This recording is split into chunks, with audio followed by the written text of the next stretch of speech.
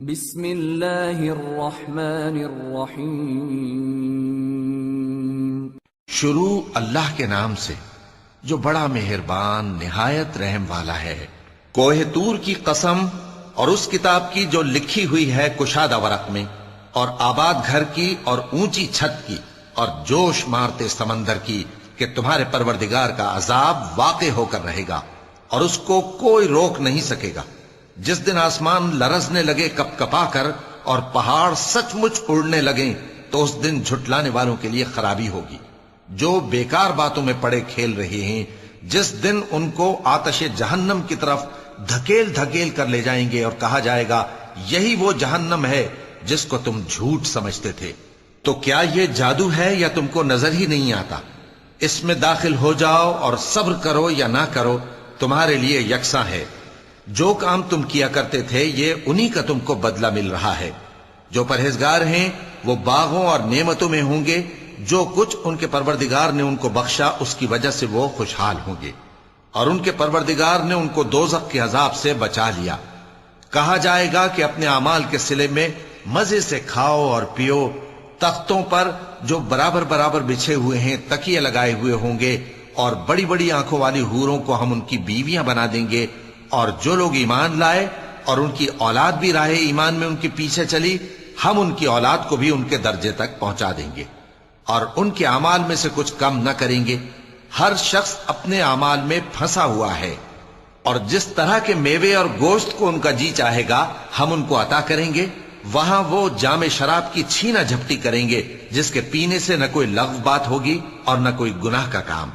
اور نوجوان خدمتگار جو ایسے ہوں گے جیسے چھپائے ہوئے موتی جو ان کے آس پاس پھریں گے اور ایک دوسرے کی طرف رخ کر کے آپس میں گفتگو کریں گے، کہیں گے کہ اس سے پہلے ہم اپنے گھر میں اللہ سے ڈرتے رہتے تھے تو اللہ نے ہم پر احسان فرمایا اور دوزخ کی گرم ہوا کے عذاب سے ہمیں بچا لیا۔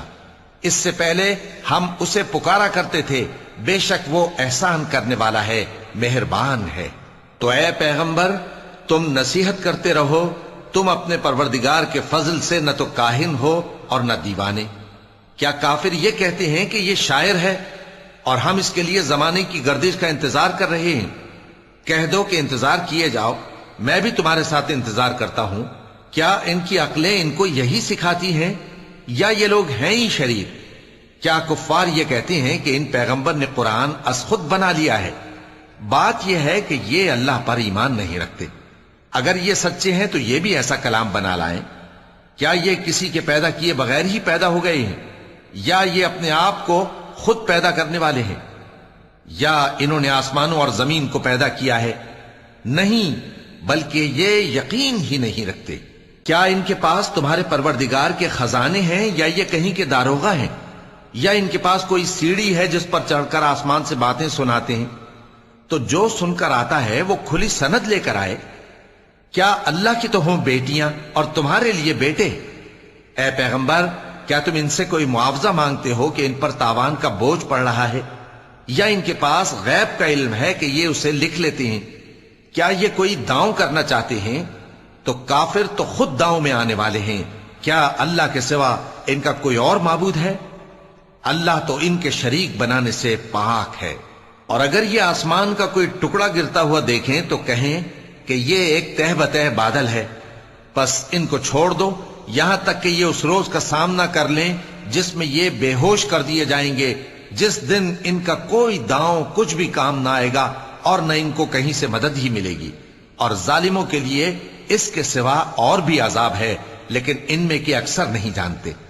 اور تم اپنے پروردگار کے حکم کے انتظار میں صبر کیے رہو، تم تو ہماری آنکھوں کے سامنے ہو۔